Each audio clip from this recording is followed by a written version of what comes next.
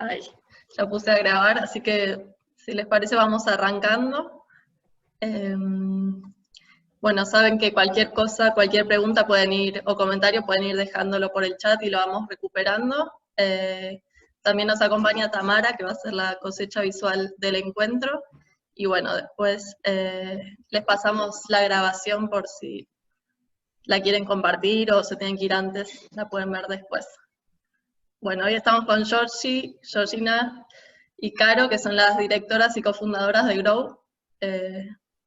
Así que cuando quieran. Dale, bueno, buenísimo, Tali. Les preguntaba si había alguien que era de afuera, que no fuera de Argentina, porque para entender por qué hicimos este webinar justamente en este mes. Así que la semana pasada, no, ya fueron 2 semanas, es decir, con esto de la cuarentena y el aislamiento y los días largos, ya me parece que los días no terminan más. Pero bueno, fue hace muy poco el Día de la Madre, lo cual nos llevó a reflexionar. Obviamente siempre estamos reflexionando sobre esto, pero nos parecía súper interesante aprovechar el momento, pararnos a detener qué significa la maternidad, no solamente en este contexto, sino en general, y el impacto que tiene en el trabajo. Así que como les contó Tali, vamos a estar como liderando este espacio con Caro. Háganos todas las preguntas que quieran, más allá de la presentación que nosotros tenemos armadas, la verdad queremos como que sea esto un diálogo y aprovechar esta hora para salirnos también del script que tengamos nosotros propuesto. Para empezar, quiero compartirles una pregunta, que ahora les voy a pasar este link de Mentimeter, que tienen que ver con qué barreras se encuentran ustedes en sus carreras profesionales. Veo que creo que solamente hay un varón que es Lucas, si no me equivoco, pero Lucas, obviamente estás más que invitado a sumarte a esto, así que bienvenido. ¿Y qué mitos les parece a ustedes que sustentan esas barreras que ustedes han encontrado en sus carreras profesionales? Denme un minuto que salgo de la pantalla completa, así puedo compartirles el link del chat. Las 2 preguntas les van a aparecer una detrás de la otra, así que avísennos si tienen algún tipo de problema. Esperen que se las paso por acá.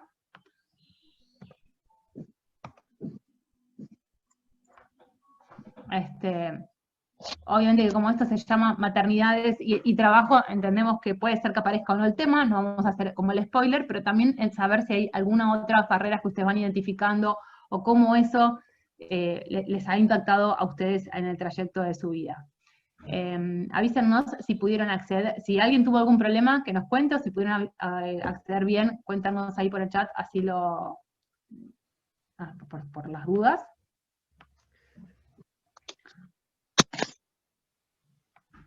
Mientras tanto, vamos viendo, a ver si así puedo compartirles la pantalla. ¿Alguien tuvo problema en acceder al link? Gracias, Flor, ahí por contarme esto, que pudiste acceder.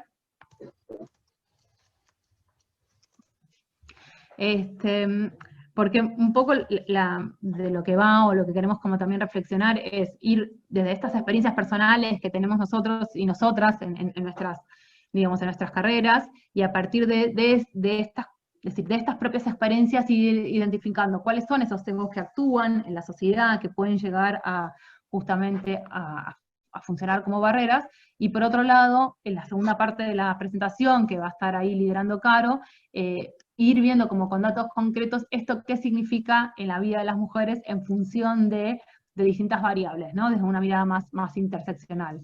Es decir, independientemente, es decir, aparte de ser mujeres, en función de nuestro nivel socioeconómico, nuestro nivel de educación, distintas oportunidades que hayamos tenido a lo largo de la vida. Voy compartiéndoles la pantalla para que vean cómo viene la votación. Esperen un segundo, que vuelvo acá a la pantalla de Zoom.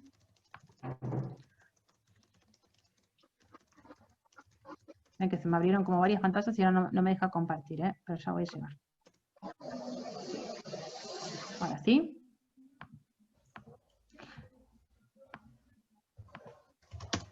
Ahí lo ven. Entonces vienen, es decir, bueno, hasta ahora los que participaron vienen diciendo la necesidad de la perfección, las tareas de cuidado, la disponibilidad, dice la falta de oportunidades, la financiación, la pareja, aparece prioridades, maternidad, tiempo, horarios. Es decir, son todas cuestiones obviamente que se van como unas relacionando con la otra y nunca sabemos como cuál es la primera, ¿no? De todas estas barreras. Porque evidentemente las tareas de cuidado nos toman un tiempo, así que eso hace en general que tengamos menos disponibilidad de tiempo justamente para hacer otro tipo de actividades. Entonces, y el tema de los horarios y cómo hacemos para conciliar los horarios no solamente del trabajo, sino también obviamente con todas las responsabilidades que tengamos. Aparece, bueno, obviamente la maternidad, que está relacionada con esto de las tareas de cuidado. La necesidad de perfección suele ser como un efecto que tenemos, que tiene, sobre todo en el caso de las mujeres, esta necesidad de es decir, como que todo el mundo sienta que estamos haciendo solamente eso, ¿no? El otro día alguien había como comentado, no me acuerdo si había sido un chiste o una historia real, pero puede ir por los dos lados, donde dicen, voy a hacer también, es decir, voy a dejar todo tan organizado dentro de la casa que cuando me vaya para ir a trabajar nadie se va a dar cuenta que no estoy, y cuando estoy en el trabajo que nadie se dé cuenta que tengo una casa, ¿no? Y me acordaba, bueno, tengo niñas pequeñas, así que voy a hacer con muchas referencias a dibujos animados, pero no sé si vieron la película Sync, y justamente está este personaje de esta chanchita que quería cantar, y tiene un montón de dígitos, ¿no? Y entonces hace todo un sistema que ya se despierta, deja todo listo, los chicos se despiertan, van, desayunan, y todo parece que funciona igual hasta que se rompe su sistema, ¿no? Pero lo loco de pensar de lo complejo que es, pero al mismo tiempo lo invisibilizado, es decir, nadie se da cuenta que ella no está, hasta que algo explota, ¿no? Bueno, obviamente apareció acá también el tema de acoso laboral, que después lo vamos a anotar entre los temas para hablar si tenemos más tiempo al final, pero es un tema que vamos a abordar un montón en el mes de noviembre, porque es el mes de la violencia contra las mujeres, así que si no llegamos hoy, lo vamos a abordar seguramente más adelante. Bueno, aparece el embarazo, aparece el tiempo, aparece la familia, la financiación, no es un tema menor, la financiación, ¿no? De cómo hacemos nosotros para gestionar justamente nuestro tiempo y nuestras oportunidades, ¿no? Y qué oportunidades vamos aprovechando. Si alguien quiere aclarar algo por el chat, que lo haga, que entre Tali y Caro cualquier cosa me van comentando. Ahora, ¿qué mitos lo sostienen? Vamos a ver qué pusieron. Vamos a pasar a la siguiente slide, esperen. Y aparece esta, bueno, fíjense qué interesante, la exigencia de ser mujeres, la exigencia de ser mejores, mujeres a cargo de la casa, la responsabilidad. El que puse responsabilidad, si quiere aclarar un poco qué quiso poner, está bueno ahí para aclararlo. Dice, cuidamos por amor, demostrar lo que sabemos, mala madre si trabajo, el deber, el amor, el incumplimiento. Estas palabras que ustedes eligieron justamente son como esa carga que constantemente pesa, sobre todo en general las mujeres, tengan o no tengan hijos, ¿no? Y justamente alguien comentaba que tiene un bebé de 3 meses, no sé si hay alguien dentro de la sala que no sea todavía madre o no sea padre, pero también pesa sobre todo en aquellas mujeres que todavía no eligieron la maternidad como una opción, igual pesa, ¿no? Pesa el potencial. Y en este sentido, vuelvo brevemente a nuestra presentación. Es decir, la maternidad suele ser como una de los grandes pesos en relación a cómo se perciben no solamente las mujeres, sino cómo nos perciben a nosotras, y tienen como su eje en estos sesgos, ¿no? Las mujeres están mejor preparadas para cuidar que los varones, en general, eso es un sesgo, entonces como estamos mejor preparadas para hacerlo, seguramente, por eso es que se nos da esta responsabilidad, o por eso es que el varón en general se percibe que ayuda y no que reparte esta responsabilidad. Otro tiene que ver con todas las mujeres quieren ser madre, que es esto que les comentaba, es decir, cómo el hecho de la maternidad pesa también en las mujeres aún como potencial, no solamente en los casos reales, es decir, en que uno tenga que sea madre en ese momento, sino sobre todo en las edades reproductivas, cuando alguien nos está mirando en un ambiente laboral, está mirando esta idea de que en algún momento el reloj biológico te va a correr y vas a querer salir corriendo a ser madre, y entonces esto pesa distinto si te comparan justamente con un varón, ¿no? Que en la misma situación no se ve ese reloj biológico corriéndolo. Esto de que también está esta idea de que las mujeres madres priorizan el cuidado del trabajo, ¿no? Entonces como que, nada, cuando estamos en el trabajo seguramente estamos pensando en 1000 cosas, y entre esas 1000 cosas también estamos pensando obviamente en la casa. No es que no sea así, el tema es que no solamente nos pasa a las mujeres.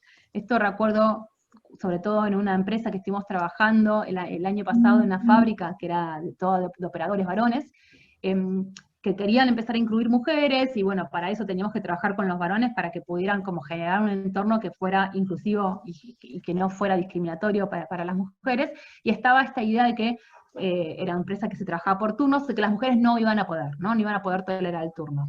Por un lado invisibiliza que hay un montón de otros trabajos, no solamente fábricas que se trabajan en turnos y que las mujeres los hacen, como los trabajos en salud, pero también saltó que había muchas experiencias de varones que habían cometido graves errores durante su trabajo porque tenían problemas familiares, porque tenían un hijo enfermo, porque tenían un problema por ahí que están transitando una crisis familiar, y que no habían podido hablarlo, no lo habían podido tampoco trabajar. Entonces esta idea de que hay una disociación en el trabajo, entre el trabajo y la vida personal, ¿no? Y después también hay algo que también se esconde mucho, que en general miramos como la traba a la maternidad, ¿no? Miramos, quiero decir, poniéndonos en los ojos de los y las empleadoras, y no nos damos cuenta que en general no solamente los niños y las niñas pequeñas requieren de cuidados, los hijos y las hijas adolescentes también, los familiares, es decir, tenemos familiares adultos mayores muchas veces que también requieren de un cuidado, y que eso en general en los espacios de trabajo no es tenido en cuenta, ¿no? Y en una encuesta que hicimos sobre el uso del tiempo, que hoy les vamos a estar contando algunos datos, porque la idea no es hablar específicamente de qué pasó en la pandemia en relación a este tema, sí nos encontramos que era más igualitario, digamos, la distribución de las responsabilidades en relación al cuidado de los adultos mayores. Y esta la puse en otro color porque no tiene que ver con las mujeres, pero funciona mucho para los varones. Entonces esto de que los varones que son padres suelen priorizar el trabajo a sostener la familia, ¿no? Además de que no... Bueno, después, ¿ven? Hasta. Además, que no suelen ser los cuidadores principales, ¿no? Esto también es como muy impactante. Esto nos pesa a nosotras como mujeres muchas veces de manera negativa, en el sentido que se piensa que el varón está más comprometido con el trabajo, y también les pesa un montón a los varones de manera negativa en cuanto a que si quieren tener una paternidad, ejercer una paternidad más activa, tienen un montón de trabas para hacerlo, ¿no? O también tiene un peso para ellos, como hay un doble sesgo. Pero me parecía importante como tomarlo como tema para ponerlo sobre la mesa. Y justamente aparecieron muchos que ustedes estuvieron comentando en relación a la capacidad, y en relación a la capacidad les cuento algunos que nosotros identificamos, esto de que las mujeres suelen ser emocionales, esto no apareció dentro de lo que ustedes comentaron, pero me pueden comentar ahí por el chat a ver si les ha pasado o no, y que como somos emocionales no podemos liderar, o no tenemos ciertas capacidades más para manejar un grupo, o no podemos manejar determinadas situaciones de estrés, porque somos emocionales, ¿no? Muchas veces hemos escuchado mujeres diciendo que las han criticado por el tono de voz, o porque hablan demasiado, por cuestiones que no tienen explícitamente que ver con su desarrollo profesional. Esta idea de que hay trabajos más aptos para varones que para mujeres, ¿no? A veces por determinadas características que nos ponen las mujeres o que ponen los varones, entonces trabajos de fuerza que no son para nosotras, trabajos que se suponen que requieren fuerza, ¿no? O trabajos típicamente por ahí masculinos, aunque no hay nada en ese trabajo que indique que sea de una manera u otra, pero esta idea de que hay un género que es más apto que otro para hacer determinadas cosas, funciona muchas veces también como barreras, ¿no? Y esta idea que también me parece interesante, que está como muy por debajo, pero muchas veces existe, que es la idea de que el sueldo de la mujer a veces es complementario al de la casa, ¿no? Todavía nos queda mucho por recorrer para pensar que ese salario de esa mujer puede ser o no el salario principal, y entonces en general a veces sucede, no es que sucede siempre, pero sí es común cuando hay brechas salariales, que haya acá un problema en función de, es decir, brechas salariales cuando estamos hablando de distintos salarios frente al mismo puesto, ¿no? Que haya este sesgo detrás, ¿no? Que haya un beneficio extra que se le ofrece generalmente a los varones porque asumimos que tienen como otra carga familiar que las mujeres no tienen, o las mujeres están como más acompañadas o más compensadas. En el libro de Lenin de Sheryl Sandberg aparece como un montón también, como este problema en relación al sueldo, ¿no? Y otras cosas que van detrás en función de qué nos pasa a nosotras con las mujeres y el dinero y en esa negociación. Pero básicamente, volviendo al tema del cuidado, que nos parece como que es eje, es entender cuando estamos pensando en el cuidado, que es realizar cualquier tipo de actividad es decir, indispensable para el cuidado, para el sostenimiento de la sociedad, ¿no? Y esto tiene que ver tanto a aquellas personas que tenemos que cuidar, como, bueno, vieron recién, pasan mis hijas, y bueno, y cualquier pregunta pasa, ¿no? La discusión con su hermana, la tarea que tienen que hacer, como también tienen que ver con actividades propias del autocuidado, que creo que las personas adultas durante la cuarentena lo hemos tenido muy relegado, es decir, así ese cuidado que tenemos y miramos la salud del otro, no lo tenemos sobre nuestro propio cuerpo, pero también tiene que ver con esa gestión del cuidado, es decir, cómo es arreglar esa rutina para que todo funcione. Este ejemplo que les ponía, por ejemplo, de la cerdita en la película de Sing, que hace todo de todo para que nadie note que ella no está, ¿no? Y son esa suma de actividades que parecen invisibles, porque finalmente solamente nosotras, las mujeres en general, porque son las que la gestionan y las que lo organizan, lo ven, y el resto parece que funciona sin darse cuenta de que eso está pasando. Y en este sentido, este diamante, quizás alguna vez lo han visto, se habla de este diamante de cuidado, cómo se reparten estas responsabilidades en función de distintas instituciones, ¿no? Es decir, esta responsabilidad de cuidado debería estar repartida entre el Estado, entre las comunidades, en las familias y obviamente en el mercado, ¿no? Con opciones que nos permitan, de alguna manera, tercerizar ese cuidado. Básicamente lo que generalmente sucede, y sobre todo en este momento de aislamiento que estamos viviendo, para aquellos por lo menos que estamos también en Argentina con esta intensidad, y ahora también está pasando en otros países que se está volviendo a repensar las estrategias en relación a la cuarentena, hemos visto cómo este diamante se ha puesto en tensión porque el Estado, al cerrar las escuelas, cierra esa posibilidad, es decir, ya el Estado no está, el mercado tampoco está, porque no sé, en general no está, porque tampoco pueden estar abiertos los jardines, por ejemplo, o cualquier otro tipo de institución privada, y queda relegada entre la comunidad y la familia, y la comunidad hasta ahí en función de las limitaciones que tenemos para poder justamente recaer en un tío o en un abuelo o una abuela que antes eran quienes quizás los que nos podían llegar a ayudar en ese cuidado, ¿no? Entonces hoy el peso de todo este cuidado recae en la familia. Entonces estos sesgos que vemos que justamente apareció también dentro de lo que ustedes estaban indicando, los roles de géneros, marcan básicamente sobre quién están cayendo estas responsabilidades y qué pasa después con el trabajo. Es decir, qué posibilidades reales tenemos o no de abordar el trabajo con esta carga que hoy tenemos. Solamente brevemente para nombrarles, porque me parecía interesante para cerrar y decir, si estamos hablando de estos roles de géneros, entender que estos roles de género se generan, no solamente se generan en la familia, se generan en todas las instituciones por las cuales estamos transitando a lo largo de toda la vida, ¿no? Entonces se genera en la escuela, se genera con los medios de comunicación que estamos, es decir, que consumimos, se genera con cualquier institución en la cual nos cruzamos. Y las empresas también generan y reproducen determinados estereotipos o determinados roles de género, ¿no? Y es importante acá también entender cómo estos roles, si bien se van modificando, no es que son los mismos y son estáticos como fueron hace 20 años, los que vivieron o lo concibieron como lo concibieron nuestros padres, nuestras madres, no es lo mismo que lo estamos viendo nosotros hoy. Sin embargo, este cambio viene lento, ¿no? Si solamente hacemos una mirada a las publicidades en relación al Día de la Madre, podemos observar cómo todavía se romantiza ese cuidado y esa maternidad como algo que uno hace a todo, es decir, a cualquier costo, ¿no? A pesar de la propia salud. Ese amor incondicional nos pone en jaque nuestra propia salud. A mí me parece interesante también, por lo menos, pensar o repreguntarnos en relación a esto. Es decir, ¿cuál es el costo de esa maternidad que nos enseñan, que es basada en el amor, pero basada en un amor incondicional, ¿no? Esto es justo, estoy pensando en un webinar que tuvimos la semana pasada con una directora de cine, y estábamos hablando de esto, ¿no? De esta incondicionalidad, que pasa en todo momento y todo el tiempo. Uno tiene que estar siempre disponible, siempre sonriente, y bueno, y el costo que tiene eso después en nuestras propias subjetividades, que tan felices somos también después, porque nunca llegamos a cumplir ni ese aspiracional de madre, ni ese aspiracional de mujer que trabaja, ¿no? Entonces esto tiene como un peso muy fuerte en nuestras subjetividades y en nuestra felicidad. Dicho esto, le paso la palabra a Caro para hablar como el impacto que tienen estos sesgos que estamos viendo y que fuimos como transitando directamente en las mujeres. Antes, si les parece, leo que algunos comentarios hablan justamente de esto, ponen como experiencias propias de estas barreras. Paola dice, madre de 3, 50 años, imposible encontrar trabajo, aún cuando estoy hiperespecializada. Marisa dice, no me contrataron en un trabajo porque era madre de una niña de 3 años y vislumbraron que me iba a embarazar en lo próximo, me filtraron.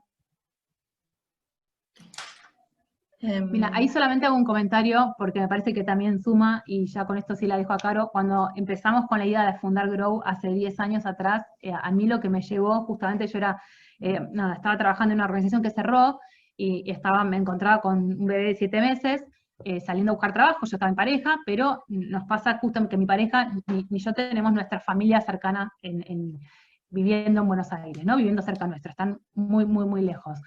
y pasar por varias entrevistas de trabajo, que la charlábamos con Caro, es decir, esta experiencia de ir y sentirte filtrado, ¿no? Cuando viene la pregunta, bueno, ¿cómo es la composición de tu familia? Y yo decía, chau, acá viene la cruz, cuando contaba que tenía una bebé de 7 meses, y preguntaba, bueno, ¿cómo haces para organizarte? Y dice, ¿qué les importa cómo hago para organizarme? ¿No? ¿Qué tiene que ver esa pregunta con después cómo voy a desarrollar mi trabajo? Es decir, bueno, eso fue uno de los mi impulsor, por lo menos personal, a empezar también como con este proyecto y tratar de preguntarnos qué es lo que pasa en la sociedad. Bueno, si quieren ahora arrancamos a discutir un poco cuál es el impacto de todo aquello que estaba mencionando Georgie, de una forma, bueno, un poco compacta y resumida, pero bastante concisa en relación a cuáles son los mitos. Yo voy a hablar un poco de cuál es el impacto de ser mujer en el mercado de trabajo, donde también vamos a simplificar un montón de cuestiones, pero bueno, es importante que vamos a hablar del cuidado y del impacto de la maternidad, pero también vamos a ver la multidimensionalidad de eso, que tiene que ver con cómo se cruza el hecho de ser mujer con el hecho de ser madre, con el hecho de tener alto o bajo nivel educativo, con el hecho de tener alto o bajo nivel socioeconómico. Entonces, un poco para empezar, este primer slide habla de quiénes le dedican tiempo al cuidado. Solo para aclarar qué significa cuidado, que no recuerdo si Georgie, pasando tan rápido, lo pudo decir, pero cuidado tiene que ver con todas las actividades que se hacen al interior de un hogar para sostener la vida de las personas. Esto tiene que ver con el cuidado material, que tiene que ver con que haya comida en la heladera, que el pañal esté cambiado, que la comida esté preparada, y tiene que ver con la carga emocional, con el sostener, el querer, el cuidar, el preocuparse por el otro. Y además tiene que ver con toda la logística detrás de ambas cosas, ¿no? Estar pensando en qué necesita el otro, estar pensando en cuándo hay que cambiar la heladera, cuándo hay que desinfectar. Bueno, todas esas tareas constituyen el cuidado.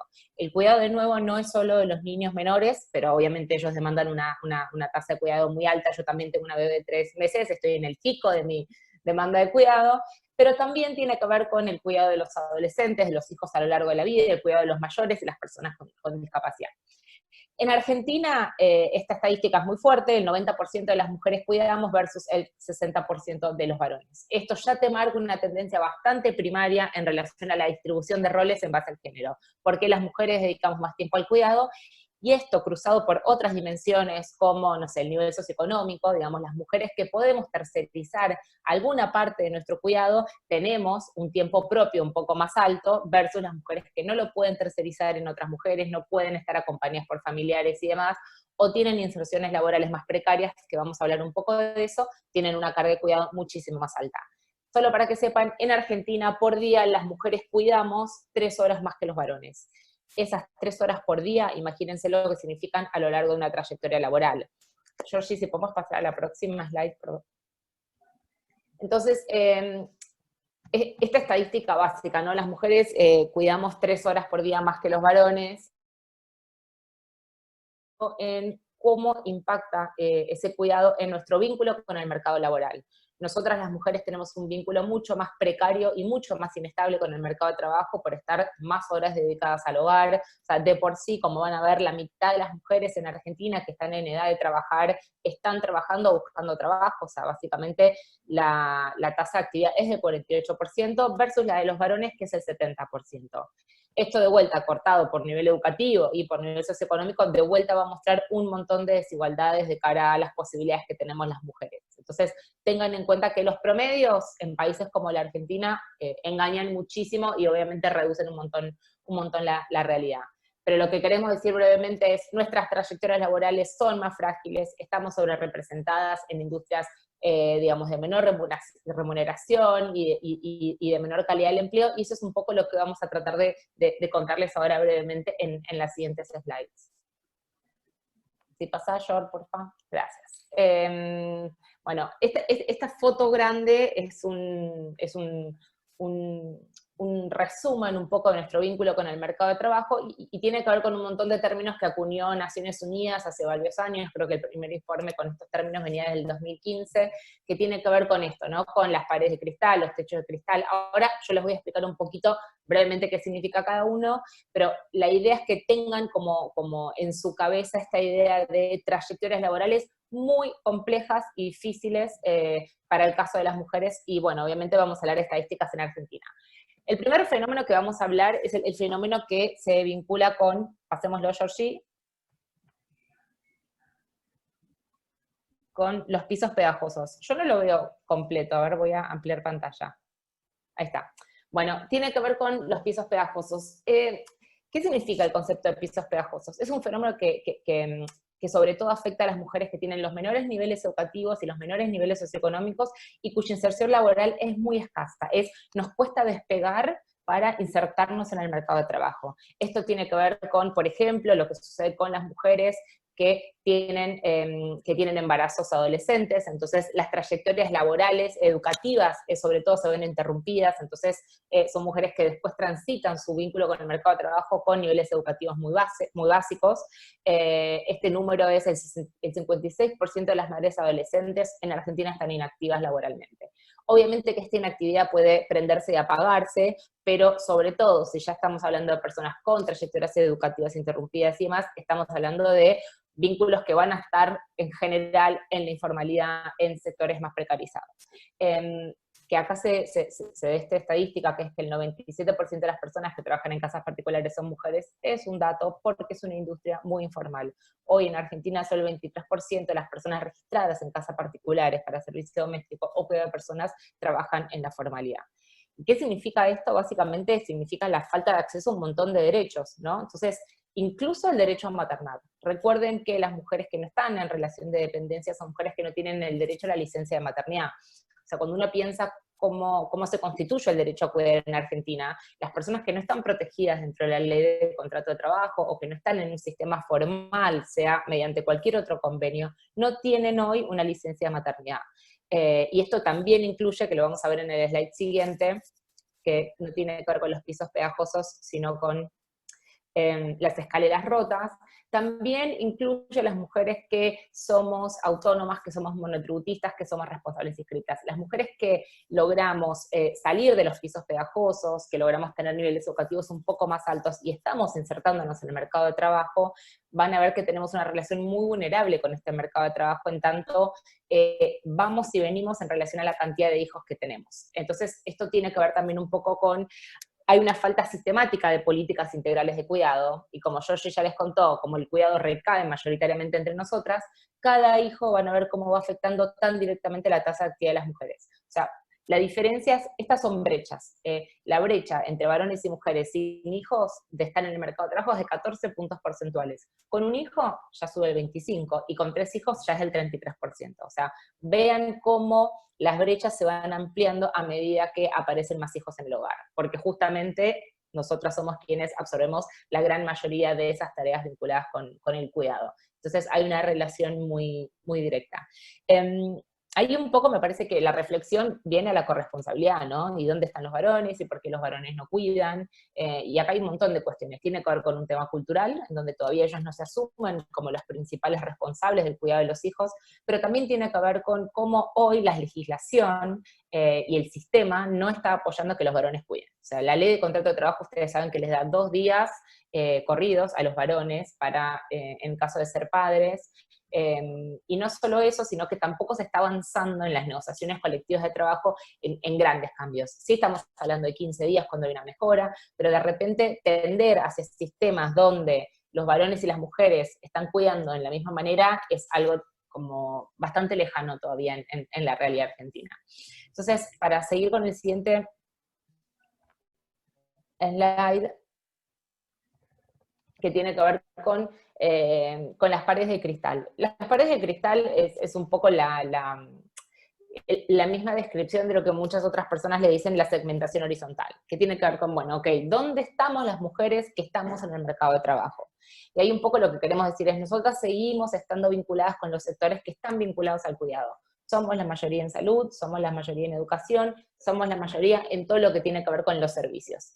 ¿Y qué pasa con eso? Esos son los sectores que tienen inserciones laborales más precarias, mayores niveles de informalidad, son los sectores que tienen sueldos mucho más bajos. Si ustedes analizan la brecha salarial en Argentina, que es del 23%, y según cada medición, un poco lo que explica la brecha salarial no es que a las mujeres y a los varones nos están pagando distinto por el mismo puesto. Como se mide brecha salarial en Argentina, lo que estamos diciendo es, estamos en los sectores menos remunerados y además no estamos en los puestos de mayor decisión en donde hay mejores salarios. Entonces, un poco todo ese fenómeno es lo que describe la segmentación horizontal en Argentina. Y un poco pensando en cuáles son las recomendaciones para evitar esta segmentación, es, bueno, obviamente un montón que hacer vinculado a por qué estamos concentradas en estas industrias, y también hay mucho que hacer en evitar el sesgo maternalista de la política pública. O sea, tenemos que tender a evitar que seamos las mujeres todavía las que cuidamos, las que tenemos la licencia tan distinta a la de los varones y demás. Y obviamente tendrá la corresponsabilidad. Los techos de cemento, que es el siguiente punto, tienen un poco que ver con lo que sufren las mujeres que quieren crecer en estas industrias tan masculinizadas, o hay algunas estadísticas acá que hablamos de, por ejemplo, no sé, la presencia de mujeres en extracción de petróleo 6%, apoyo a la minería 9%, refinación de productos de petróleo 9%.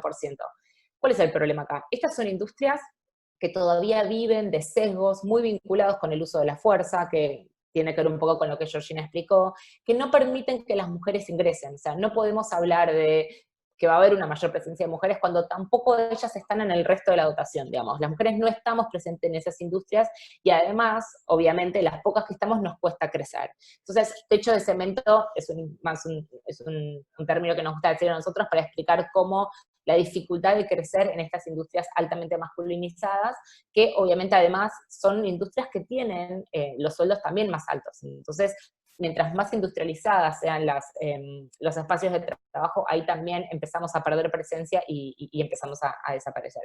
Y ahí creo que hay siempre una discusión de cuáles son las características que tienen las mujeres que son exitosas en estas industrias, y si se tienen que sobreadaptar, y si se tienen que masculinizar para sobrevivir.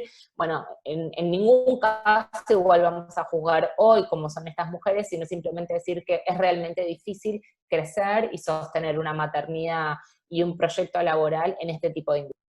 Ahí está, con los techos de cristal. Los techos de cristal ya es un fenómeno muy para tener algo más propositivo.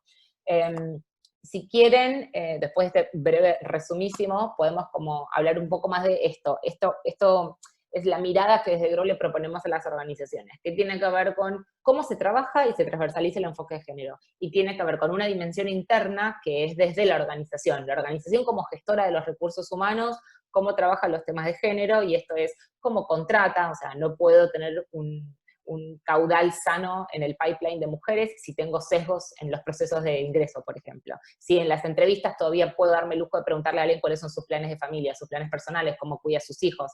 Entonces, toda esta dimensión interna organizacional, cómo evalúo, cómo promociono, cómo pago, si es un trabajo que tiene un horario razonable o estamos todos totalmente todo el día conectados con la organización. Bueno, esto promueve cómo una organización tiene que ser inclusiva para que sea sana y para que las mujeres y los varones podamos tener un mejor equilibrio. Y la dimensión externa tiene que ver un poco más con otra cosa, tiene que ver con el negocio, con la política pública, con aquello que hace a la organización. Y cómo desde ese lugar también tiene que haber una perspectiva de género, bueno, y una mirada más englobadora de cómo desde GROW trabajamos el cambio cultural. Pero eso creo que mejor lo dejamos para otra charla, sí. Tenemos un poco de tiempo para, sí, en 10 minutos y todo bien, para hacer preguntas, que es más interesante.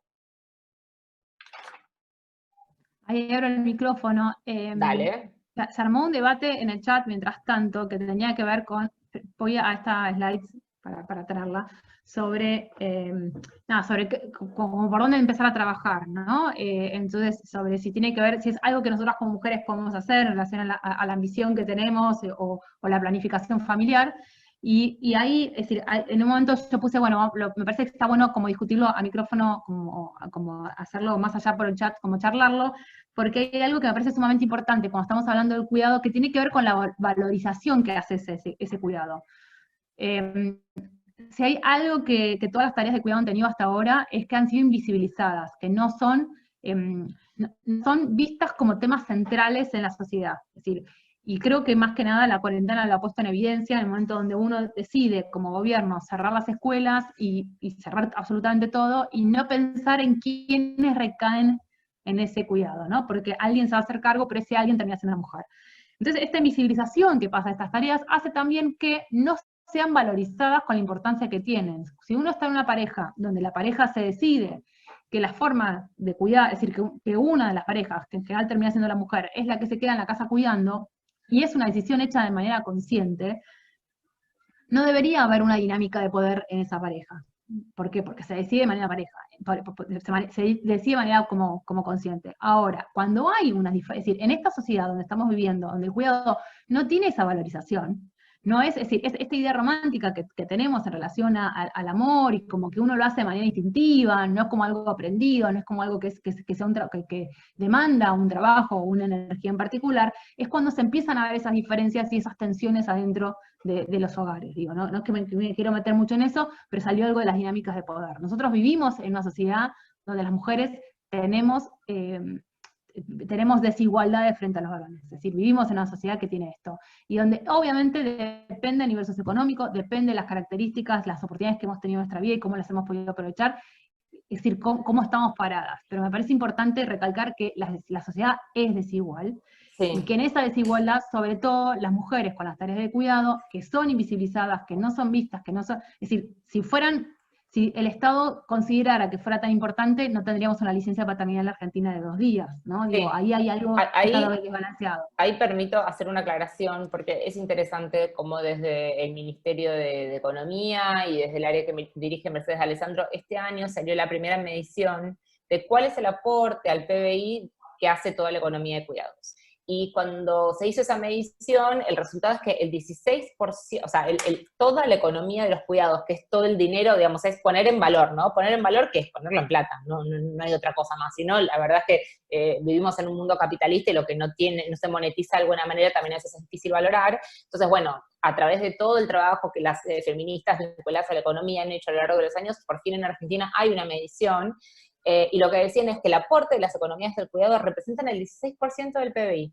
O sea, es casi la industria más fructífera en ese sentido de la Argentina. Entonces, ¿qué significa toda esta economía y qué significa el dinero que se está ahorrando la economía por no pagar esto? ¿Y quiénes son las que están pagando ese costo? Ese costo lo estamos pagando nosotras con nuestro tiempo, porque ese es nuestro dinero. O sea, ese 16% del PBI es dinero que a nosotras no nos ingresa, porque nosotras en nombre del amor estamos cuidando. Entonces, es muy importante ponerlo en valor, porque justamente es eso, o sea, uno dice, ay, que mi mujer está en casa cuidando a los chicos, pero no tiene tiempo, no. O sea, la verdad que no solo que aparte es una tarea de enorme valor en términos de estamos creando las futuras generaciones de nuestro país, entonces es una tarea inconmensurable, sino que además, cuando uno lo terciariza en el mercado, tiene un valor económico, y que nosotros en esta pandemia aprendimos a valorar, porque justamente es todo lo que mujeres de clase media en adelante tuvimos que hacer solas de repente, ¿no? Entonces también eso me parece que trajo esta pandemia. Totalmente. Y ahí, continuando con esto, justamente Paola dice, es indispensable que el género se articule con el sistema educativo estatal. Hoy mismo se está obligando a la presencialidad a miles de mujeres en Cava sin tener en cuenta los cuidados. Mira, esto no solamente, ahí sí, Pao, después si querés abrimos el micrófono, no tiene que ver solamente con lo educativo, es decir, en salud también seguimos, ¿no? Nosotros ahí hablamos de la paradoja del cuidado, cómo se les pide, bueno, no es que tengamos la solución, ¿no? Pero lo estamos problematizando. Se les ha pedido también a los trabajadores de salud, y que el 70% son mujeres en el mundo y en Argentina, los hemos aplaudido por su labor, por estar ahí, por exponerse, y sin embargo no es que se le brindaron opciones de cuidado para sus propias familias, ¿no? ¿Qué pasa ahí? ¿Qué pasa en esa paradoja donde yo le pido a alguien, o le exijo a alguien que salga y trabaje para hacer determinadas actividades, y sin embargo no estoy teniendo en cuenta qué pasa en su núcleo familiar, ¿no? ¿A quién tiene que cuidar a esa persona? ¿Cómo se organiza? Es decir, si es que puede llegar a organizarse, ¿no? Dejar en ese lugar esa responsabilidad. Y también acá hay otro tema, porque también, por lo menos desde junio nosotros empezamos a hablarlo, porque en junio parecía que la economía se abría, que iban a salir como, bueno, las empresas iban a poder empezar a pedir, digo empresas, cualquier institución empleadora, ¿no? A sus colaboradores que empezaran a ir a las oficinas, y seguíamos sin hablar del cuidado de las personas, ¿no? Seguíamos sin hablar de qué pasa cuando estás, es decir, cómo es que le vas a pedir o exigir a tus colaboradoras que vayan a la oficina cuando tienen niños que cuidar, o cuando tienen adultos mayores que cuidar, o cuando tienen personas, no sé, importa, hay distintos tipos de situaciones familiares, ¿no? Es decir, te ponen en una situación que no se puede hablar, que no se puede decir, que no tenés como un reparo en relación a cómo me manejo. ¿Qué pasa si mi pareja, qué pasa si vivo en un hogar monoparental o monomarental? ¿qué pasa si mi pareja ya era un trabajador esencial o trabajadora esencial y yo tengo que empezar a salir? Es decir, todos estos debates quedaron en el ámbito de la familia y no se terminan como de visibilizar. Ahí a nosotros nos pareció muy importante, bueno, justamente lanzamos una mini nota, pero creo que es significativa en relación a, en todos los discursos presidenciales, cuántas veces había referido al cuidado en términos del cuidado de otros en cuanto al cuidado en las familias. Y vimos que el 84% de las veces que se usó la palabra cuidado se usa solamente refiriéndose al tema de la salud, ¿no? De cuidar a otros al no contagiarnos, y al no contagiarnos nosotros y no contagiar a otros. Y lo que tiene que ver con el cuidado familiar se dio solamente en 2 discursos específicos. Entonces decís, bueno, esto habla también de esa invisibilización, ¿no? De cuánto queda más todavía por trabajar. Ahí creo que Pablo quería decir algo. Si querés abrir el micrófono, puedes decirlo, ¿eh? Leo los comentarios. Mientras tanto,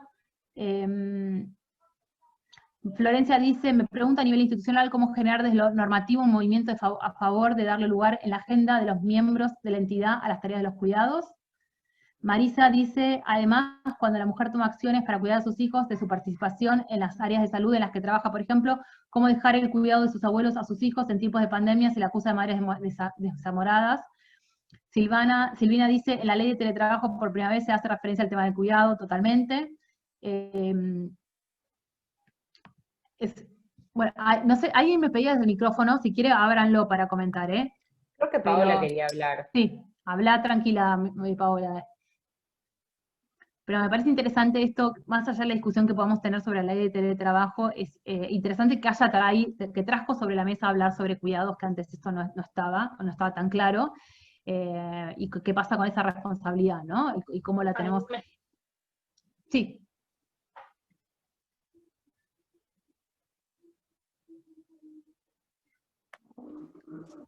Ahí se escucha poquito.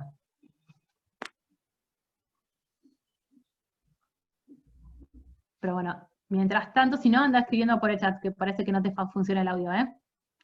Silvina, si querés, abrí el micrófono. Bueno, Ahí sí se escucha.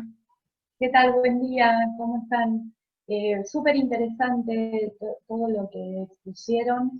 Coincido con todas las apreciaciones.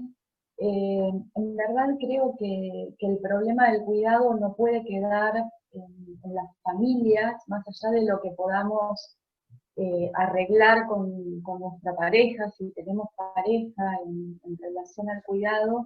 Y yo lo que noto estos últimos tiempos, digamos, esta dirección de género que se incorporó en el Ministerio de Economía, hizo estudios relativos a las tareas de cuidado. Bueno, hoy tenemos un ministerio que también está realizando todo un relevamiento del tema.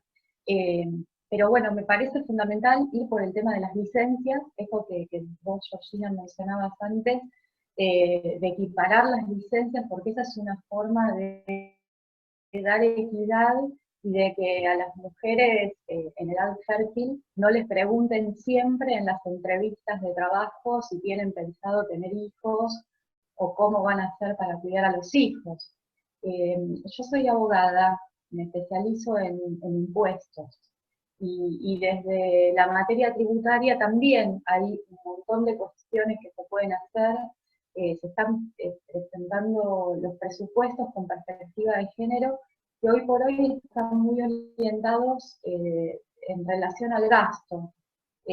Pero bueno, tal vez la idea también es ver de qué forma, que la verdad, honestamente, yo no la encuentro todavía, ver de qué forma se puede lograr la equiparación y lograr que todo el tema de las tareas de cuidado no siga vulnerando el derecho de propiedad en sentido amplio de las mujeres. Eso es lo que termina ocurriendo. Bueno, nada, era eso, nada más. Gracias. No, buenísimo. Yo solo quería como ahí hay aclarar que me parece que es un tema muy político, que siempre cuando empiezan las conversaciones en relación a extender la licencia, siempre empiezan los modelos económicos de lo que le va a costar al Estado, ¿no es cierto? Porque bueno, básicamente, claramente esto es algo que tiene que venir desde un modelo de seguridad social. Digamos, si queremos que de verdad las licencias de padres y madres y de cualquier modelo de familia sean equitativas, digamos, me parece que el primer objetivo es no cargarle esto al empleador, sino que el Estado asuma que como se hace la licencia de maternidad, se hace la licencia de paternidad. Obviamente hay un costo que se traslada al empleador, no lo dudo.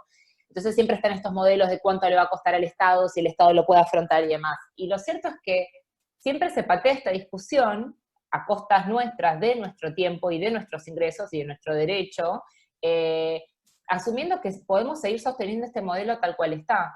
Y por otro lado, tenemos hombres, parece que estamos empujando simplemente con un mensaje como, ¿no?, en una sola dirección. Entonces, creo que hay un montón de cosas que faltan discutir, madurar como sociedad, y entender que también el Estado está mirando para el otro lado, porque también no tiene ganas de incurrir en el esfuerzo económico que esto significa, que después va a traer otros beneficios al mercado de trabajo, no tengo duda, pero bueno, eso también a largo plazo hay que sustentarlo, hay que buscar evidencia, bueno, es como toda una discusión súper compleja, pero bueno, hacia allá tenemos. Y creo que con esto que estaban diciendo, de verlo también como un gasto, se ve como parte del PBI, que esto ha sido un gran avance, de poder como monetarizar, es decir, darle el peso y la importancia que tiene.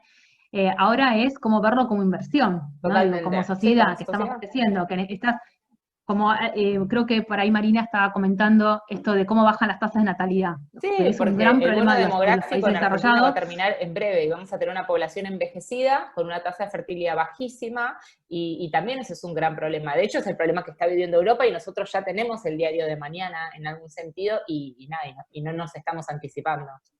Perdón, no interrumpo más. No, pero perfecto, porque tiene que ver con eso, es decir, justamente, ¿no? De aprovechar ese diario de mañana, como decía Caro. Ahora, somos nosotras los que estamos hablando y poniéndole como este hombro. Creo que en ese sentido la pandemia trajo como, visibilizó en los hogares, y creo que hay más varones que ven ahora esta problemática que antes quizás no la veían. Falta sensibilizar muchísimo más, ¿no? Para que termine como de calar y terminar de discutir sobre esta licencia, que no puede ser que todavía estemos discutiéndola, como decimos en Argentina, estamos hablando de 2 días, ¿no? Es decir, como nos queda mucho hasta llegar a algo que sea igualitario. Me fijo qué está pasando ahí en el chat. Un comentario de Marisa interesante que dice, ¿los hombres quieren licencias de paternidad extendidas o piensan que perderán su lugar en su trabajo, como nosotras? Hay que trabajar esas masculinidades para que la exigencia sea de todos. Mira, acá dicen que en Holanda también los padres tienen 2 días. Bueno, están tan mal como nosotros. Es difícil renunciar a los privilegios, y en función de esto hemos tenido experiencias de empresas donde hay licencias de paternidad de 3 meses, obligatorias, porque también esto es un dato sumamente interesante, es decir, las licencias de paternidad obligatorias, quiero decir, ¿no? Y lo que tenía esta empresa en particular es que el varón la podía tomar en cualquier momento dentro del primer año de la vida del nacimiento de su hijo, o de la adopción, era también para adopción. Y nos pasó, justamente estamos en una reunión con Caro, donde estábamos con 2 líderes de proyecto, ella está embarazada, le faltaba 2 semanas para parir, es decir, así, con esa panza enorme, 9 meses, y el padre que acaba de ser padre, o hacía ya un par de meses que había de ser padre, y tenía que tomarse la licencia, es decir, se la tenía que tomar ya, esta licencia de paternidad por 3 meses. Entonces él nos contaba, a todo esto, ahí nos enteramos que era su tercer hijo, ¿no? Entonces él decía la ansiedad que le generaba tomarse esa licencia por no saber después qué iba a pasar, como esto que estaba diciendo Marisa, ¿no? No saber qué tipo de organización iba a volver, va a estar su puesto, no va a estar su puesto, se lo van a cuidar, la organización va a cambiar tanto que no va a saber dónde estar metido. Y nos miramos entre todos y nos reíamos, porque era como, bueno, eso nos pasa a nosotras. Claro. Es decir, nosotros lo transitamos con cada embarazo, esta sensación de no va a estar mi lugar, no me van a valorar, cuando vuelva me van a seguir respetando de la misma manera, cómo va a ser esa vuelta, ¿no? Entonces, bueno, pudimos tener como esa conversación ahí, y decir, qué importante es que ellos también transiten por esa ansiedad. No es porque está buena la ansiedad, pero digo, esa ansiedad la tenemos todos y todas. Entonces es decir, ponerse en los zapatos del otro es muy difícil hasta que realmente estos cambios no pasen, ¿no? Y bueno, cuando nos enteremos aparte que era el tercer hijo, casi nos morimos. ¿Sabes la lista de cosas que tenemos para hacer? No, porque aparte su duda era, ¿qué voy a hacer con tanto tiempo? Y era, pero tenés 3 hijos en tu casa y un recién nacido, o sea, se me ocurren 1.000.000 de actividades. O sea, de hecho, probablemente no tengas mucho tiempo. Pero bueno, también es eso, es un tema cultural, y ahí alguien estaba contando que justamente que en los países nórdicos está mal visto que los padres no se tomen la licencia. eso ha sido una batalla cultural de políticas desde 50 años donde esto se ha trabajado. O sea, realmente en países como la Argentina y en América Latina en general, es una región en donde la crianza siempre ha estado muy del lado de las mujeres, todo ese cambio va a llevar muchísimo tiempo. Totalmente. Igual también nos pasó, porque salió bastante en el chat, qué pasa con las personas que reclutan, pero también qué pasa con las personas que hacen las evaluaciones de desempeño, ¿no? Es decir, este sesgo actúa en todos y en todas, ¿no? Las mujeres, obviamente nosotros también los tenemos. Y entonces, también hace muy brevemente nos pasó de una compañera que tuvo su tercer hijo, justo también pasa con el tercer hijo todo, parece, que el marido pide la licencia de paternidad extendida, que el trabajo le daba por 15 días, y su jefa le pregunta, ¿pero y qué va a hacer con ese tiempo? ¿No? Entonces, aún en empresas que tienen la licencia, lo importante es hacer ese cambio cultural para que después no sean los mismos líderes los que pongan las barreras, ¿no? La empresa se toma el trabajo de instalarlo, de generar como, decir, los fondos para solventarlo, vos te sentís que te lo podés pedir, pero sin embargo tenés esta barrera que tiene que ver con que, bueno, el líder piensa que no está bien que te lo tomes, ¿no? No lo considera como apropiado. Y eso pasó en julio 2020, ¿no? Entonces, ¿cuánto nos queda todavía por seguir trabajando y cuestionándolo? Creo que a grandes rasgos igual por ahí es repetirlo, pero el concepto es, hasta el día de hoy las organizaciones han trabajado en un formato de piloto automático en donde toda la carga de que las sociedades se reproduzcan ha estado del lado de las mujeres. Entonces, creo que es hora de que justamente ese planteo y ese modelo genere un cambio. Entonces, todo lo que hay que repensar en relación a qué implica tener hijos y qué implica cuidarlos y quererlos y que crezcan sanos, es algo que se tiene que redistribuir distinto y los empleadores son parte de eso, porque hay muchas empresas que les gusta llamarse familiarmente responsables o empresas inclusivas. Digo, no existe un modelo inclusivo cuando no se piensa qué pasa con su empleado o su empleada el día que deciden convertirse en padres. Entonces, eso es algo que hay que empezar a interiorizar y que tiene que estar en todos los procesos de la organización. Entonces, se tiene que ver reflejado en cómo contrato, en cómo promociono, en cómo pago, en las licencias, en los horarios de trabajo, en el respeto por el otro, ni hablar de una organización libre de acoso y violencia. Digo, tiene que haber una coherencia en todas las organizaciones si queremos trabajar hacia ese modelo, porque la verdad es que todo lo que se ha hecho a expensas del tiempo y de la calidad de vida de las mujeres termina con la paradoja del cuidado. O sea, básicamente nosotras cuidamos todas nuestras vidas y cuando nosotros somos viejas somos las que no tenemos ingresos, no tenemos jubilaciones, no hemos participado en el mercado formal, ¿y quién nos va a cuidar? Entonces, realmente siempre estamos como, ¿no? Mujeres explotando a otras mujeres, buscando la forma de sobrevivir, cuando para ellas no es tan un punto de inflexión en su vida la paternidad, ¿no? Para ellos es no digo que no sea relevante en términos emocionales, pero no tiene la carga y el punto de inflexión en su relación con el trabajo que implica para nosotras. Entonces, bueno, creo que hay como que repensar un poco todo. Totalmente. Pau, a ver si ahora te funciona el micrófono, que querías hacer como compartirnos tu mirada desde los hogares monoparentales. Sí, ahí volví, me había quedado sin internet, disculpen. Sí, en realidad, bueno, me presento cortito. Yo soy docente, soy psicóloga, soy mamá de 3 niños y desde hace 3 años estoy a cargo de un hogar monomarental. Digo estoy a cargo de un hogar monomarental porque no solamente tengo a cargo el cuidado emocional, físico y educativo de mis hijos, sino tengo también la carga económica, que me parece que es un tema que, si bien acá se estuvo tratando, hay una pata que es sumamente importante porque los cambios culturales e institucionales, que de última es lo que estamos, digamos, promoviendo desde los feminismos, que son cambios culturales, pero que implican no solamente cambios individuales, sino también cambios en las instituciones. Y eso es un trabajo muy arduo que va a llevar tiempo, pero mientras tanto tenemos miles de hogares a cargo de mujeres. Mujeres que muchas veces están solas y muchas veces que mujeres que están acompañadas, porque en realidad el tema de los cuidados sigue estando a nuestro cargo, aún cuando hay un padre o una pareja, es porque en general no se entiende que el cuidado supone un trabajo tan importante. Creo que las mismas mujeres recién ahora nos damos cuenta, en muchos casos, que maternar implica un desgaste físico, emocional, y también un relegar otros aspectos por ahí profesionales de nuestra vida, porque la sociedad en la que vivimos, en general, es incompatible el trabajo de el cuidado en soledad o unilateral con el desarrollo profesional y laboral en los términos en el que el mercado laboral está diseñado. Porque el mercado laboral está diseñado para personas que no cuidan, para personas que no necesitan disponer de una doble o triple jornada.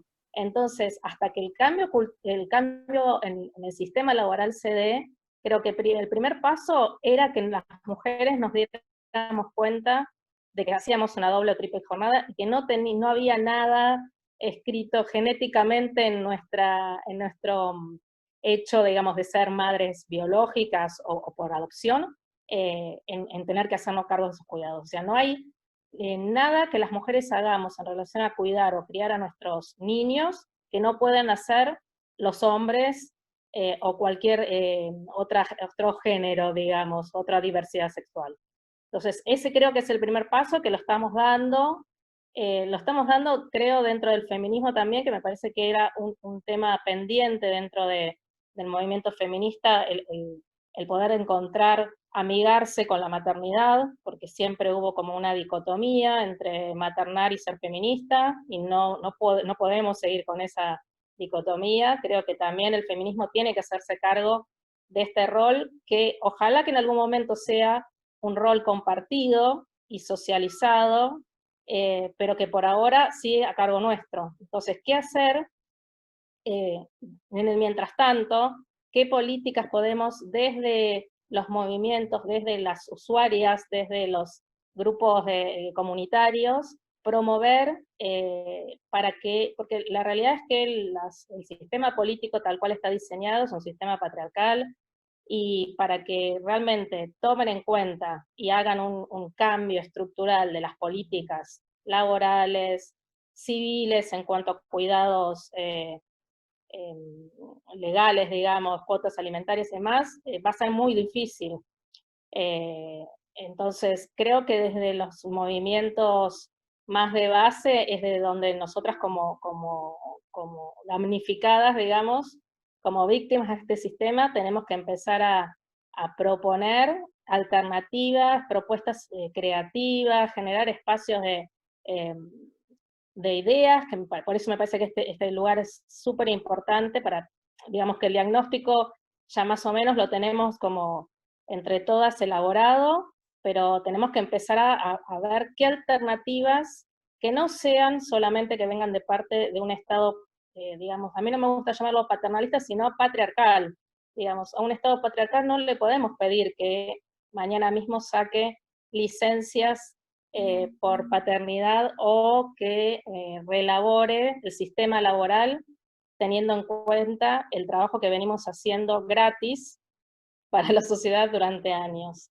Va a ser muy difícil. Entonces creo que tenemos que por ahí todo el acervo que tenemos de generaciones y de años como mujeres que hacemos doble y triple jornada eterna, y somos súper creativas para que el mundo siga rodando, a pesar de que muchas veces relegamos nuestros cuidados, nuestros propios cuidados, entre todas buscar soluciones creativas, prácticas, empezar a probar, empezar a articular proyectos que sean nuestros, digamos, ¿no?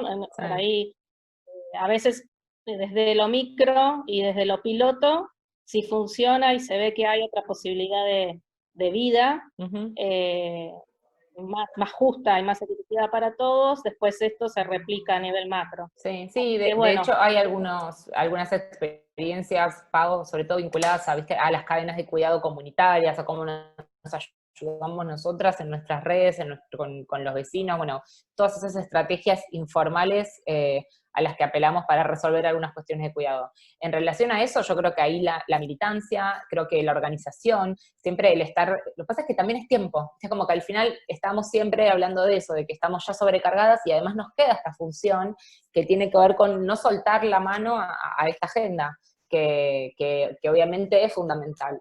Yo ahí creo que la ley Micaela viene a a cubrir un hueco, después podemos discutir si los contenidos, si se pueden mejorar, o, bueno, no importa, creo que todo es perfectible, pero, digamos, ese espíritu de que hoy no puede haber funcionarios que no atraviesen una mínima capacitación en lo que hace las cuestiones de género, me parece fundamental. Y eso tiene que estar aplicado a todo. Alguien hablaba ahí en los comentarios, Marisa hablaba de la ESI, o sea, uno no puede transitar una vida institucional en Argentina a través de la escuela, a través de la universidad, a través del trabajo, a través del Estado, hoy sin estar en contacto con este tipo de contenidos. Este tipo de sensibilización es muy necesaria. Y son parches, porque si vamos a decir lo que tiene que suceder, es que tiene que haber currícula con perspectiva de género, tiene que haber docentes, o sea, tendríamos que estar en otro nivel. Ley Micaela no es más que intentemos hoy, asumiendo que no hay una escuela de gobierno en Argentina, asumiendo que nuestros funcionarios no están sensibilizados, bueno, al menos siéntense escuchar un poco de qué se trata, entender un poco la agenda de género para que ustedes lo puedan llevar a su momento de diseñar una política pública. Pero creo que en ese sentido sí, no podemos aflojar un poco. Creo que la conclusión es a todo el tiempo y a todo lo que hacemos, además tenemos que sostener esta atención, tenemos que sostener esta agenda. Como nunca, el cuidado está un poco en la agenda pública, pero bueno, acá también siempre está muy latente el riesgo de que rápidamente se vuelva a diluir y todo vuelva a quedar en manos nuestras y de soluciones privadas, en donde aquellas que podemos lo tercericemos y aquellas que no podemos, digamos, lo pagamos con nuestro cuerpo en nuestro tiempo. Así que, nada, como que lamentablemente no se puede aflojar. Y lo último que me gustaría es no tener vergüenza ni tener culpa, porque la culpa ha sido un mecanismo que nos ha sometido a las mujeres durante mucho tiempo, de decir no puedo con esto, necesito ayuda, no puedo más con la triple jornada, no puedo más con la doble jornada, necesito que otros me acompañen, no somos mujeres maravillosas, no tenemos habilidades especiales, ni biológicamente, ni socialmente, o sea, ese es un cuento que nos vendieron. Totalmente. Que sigamos trabajando gratis para eso. Bueno, muchísimas gracias, Pau. Y ahí creo que desromantizar la maternidad ayuda, ¿no? Como decir la verdad de esta tarea, que es hermosa, pero también es muy pesada y tiene un montón de cosas y obstáculos súper difíciles a la vez. Bueno, con esto ya cerramos, son las 12:09, así que siempre nos gusta tratar de cumplir los horarios desde los talleres de Grow. Ahí está la cosecha visual que Tamara nos pasó, que está muy hermosa. No me di cuenta, estábamos George y yo dibujada, qué gracioso. Bueno, buenísimo. Esto se comparte, ¿no es cierto? Les vamos a pasar tanto el video como la cosecha visual, en donde explicamos un poco el cuidado al centro de todo, vinculado con la maternidad, están todos los escenarios del mercado de trabajo y el impacto en la vida, obviamente el rol de los sesgos, y ahí un poco las soluciones que hablamos, ¿no? El cambio cultural, las licencias de paternidad, cambiar los modelos de familia, creo que ahí está bastante resumido. Así que Tamara, muchas gracias, y muchas gracias a todas. Les vamos a pasar el video y obviamente el dibujo hecho por nuestra ilustradora, y les agradecemos un montón, y bueno, nos vemos en el próximo webinar de Grow. Muchísimas gracias a todas.